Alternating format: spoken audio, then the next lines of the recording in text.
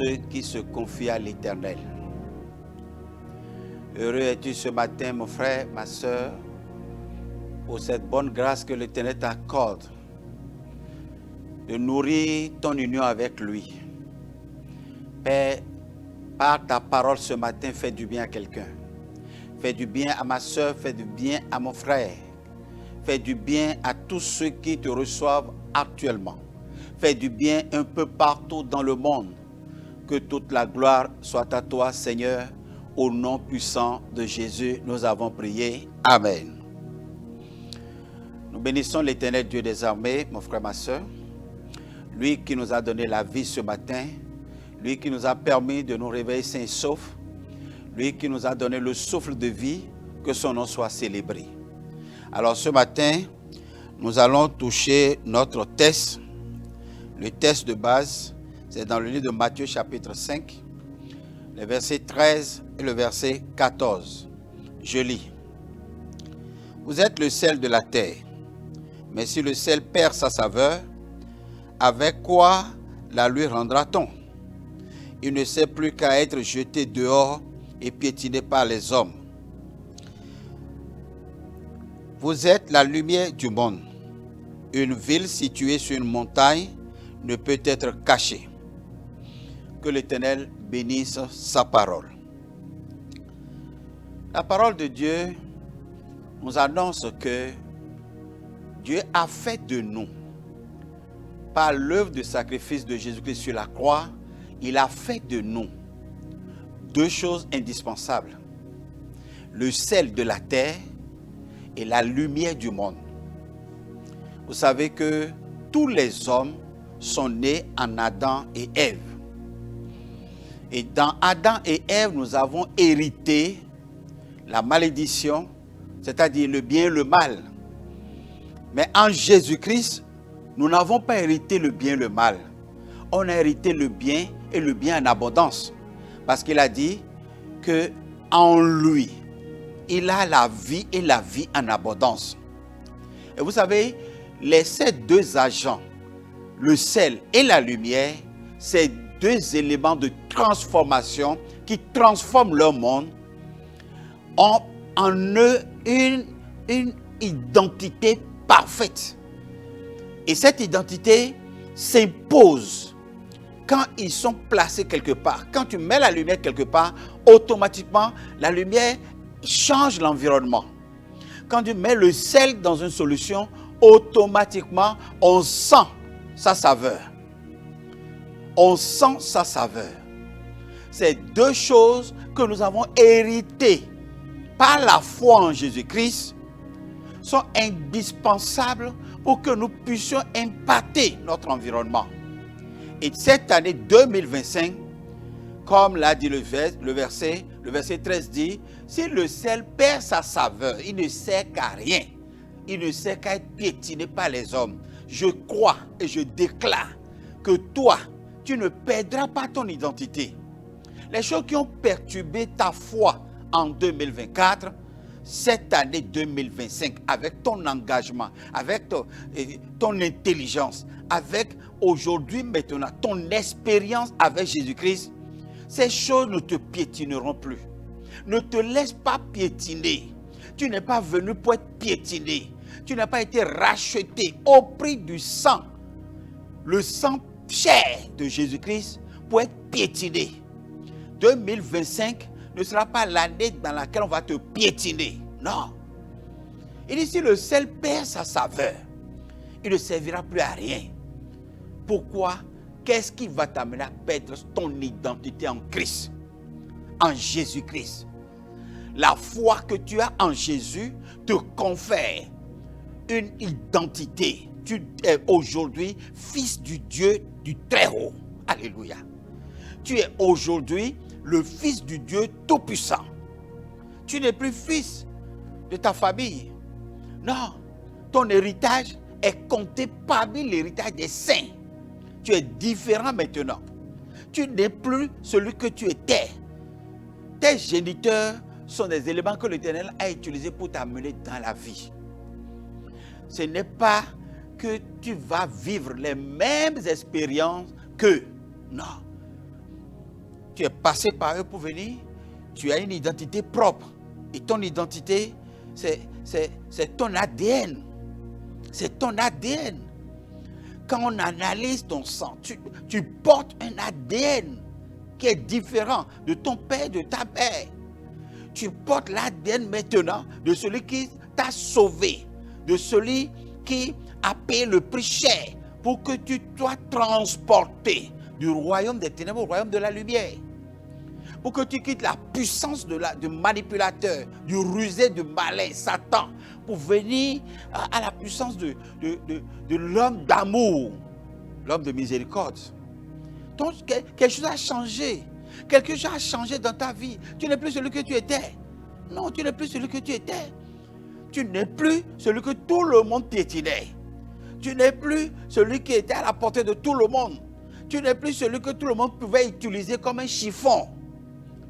Non, tu portes une marque. Même si tu es employé quelque part, tu n'es pas un simple employé, tu es un employé de marque. Tu es un employé différent. Je prends l'exemple de la fille domestique du premier ministre syrien, Naaman. Elle est une esclave qu'on a ramenée de la guerre. C'est un butin de guerre qui est venu dans la maison du premier ministre syrien. Et pendant son séjour là, elle s'est rendue compte que son chef a une maladie. Il est lépreux. Il est lépreux. Et elle, esclave, domestique dans la maison, a remarqué cela et est allée voir sa patronne pour lui dire, si seulement mon maître, votre mari, pouvait voir mon prophète dans mon pays, il sera guéri.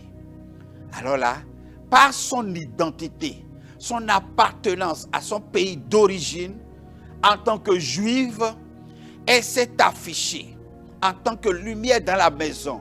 Vous me prenez comme esclave, comme domestique, mais au fait, j'ai une identité, j'ai un ADN, j'ai un germe en moi, j'ai une semence que je porte.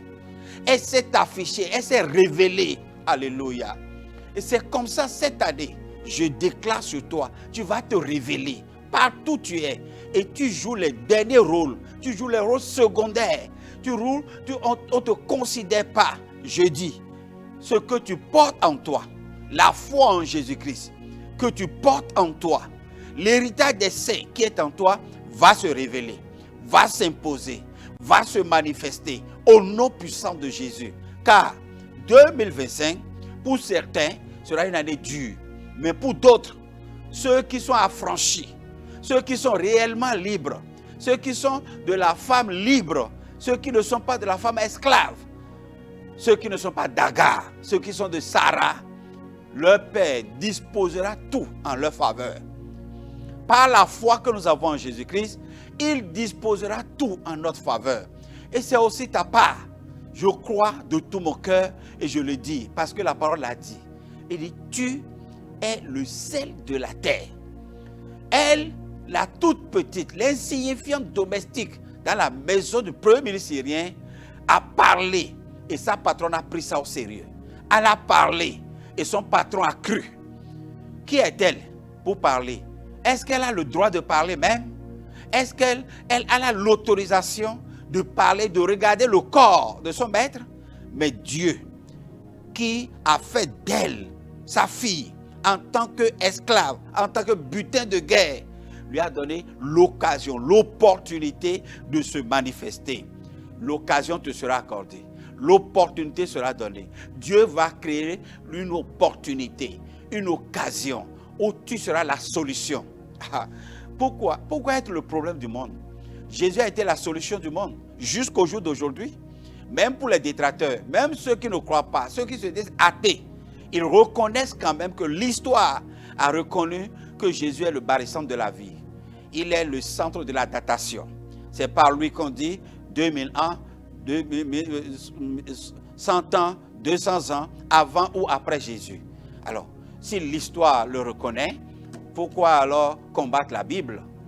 Frères et sœurs dans le Seigneur, c'est cette même Bible-là qui a dit que tu es le sel de la terre. Tu es la lumière du monde. Et l'occasion te sera accordée.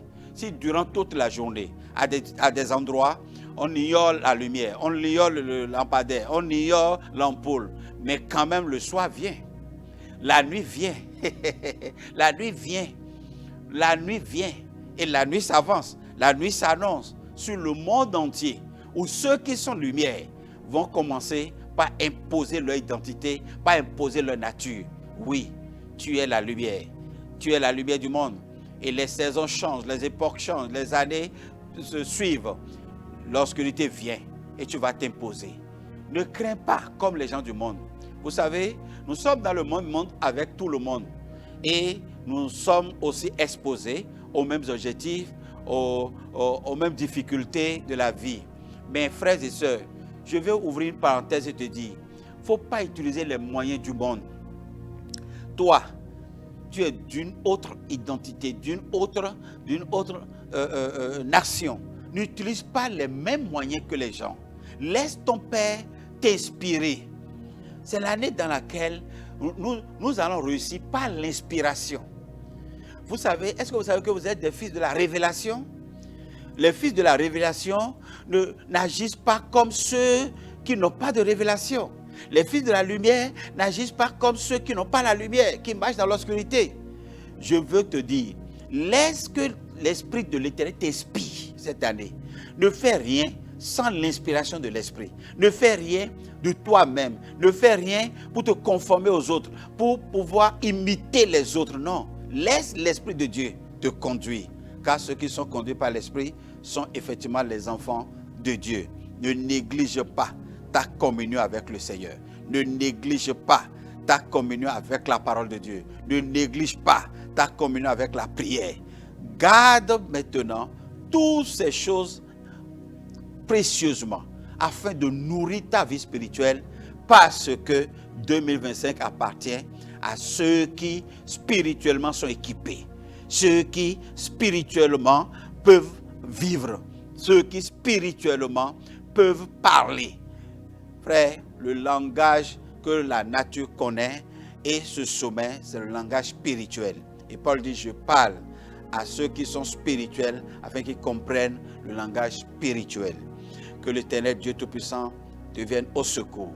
Je prie avec toi, Père, ce qui a été la bête noire de mon frère et de ma soeur en 2024, sur le plan spirituel, prends-le par la main, porte-le sur tes ailes, pour que ces choses cette année, ils puissent les dominer, ils puissent les influencer, ils puissent les contrôler, les commander au nom puissant de Jésus.